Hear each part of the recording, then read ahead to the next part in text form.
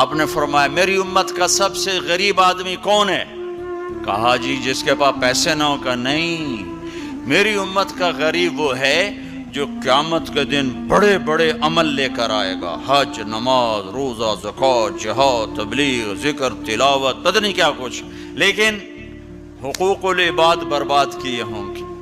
کسی کو گالی دی، کسی کو تھپڑ مارا، کسی کی زمین دبائی، کسی کا گھر دبایا، کسی کے خلاف جھوٹا کیس کیا، جھوٹی گواہی دی، نوکر کو مارا، نوکرانی کو مارا. وہ سارے آ جائیں گے، یا اللہ ہمارا حق، کہے گے اتنی نمازیں دے دو، اتنے روزے دے دو، اتنے عمرے دے دو، اتنے حج دے دو، اتنا ذکر دے دو، اتنی تلاوت دے دو. وہ مائنس ہوتے ہوتے ہوتے ہوتے ہوتے وہ زیرو ہو جائے گا. ابھی حقدار باقی ہوں گے تو پھر اللہ تعالیٰ فرمائے گا ان کے گناہ اس کے سر پہ ڈالو. ساری زندگی زنا نہیں کیا اور لوگوں کے زنا سر پہ پڑ رہے، ساری زندگی شراب نہیں پی، لوگوں کی شراب سر پہ پڑ رہے، ساری زندگی جوا نہیں کھیلا، لوگوں کے جوئے سر پہ پڑ رہے. اور آپ نے فرمایا کہ ساری زندگی کی عبادتیں کھو کر اور لوگوں کے گناہ سر پہ لے کر یہ جہنم میں جا کے گرے گا.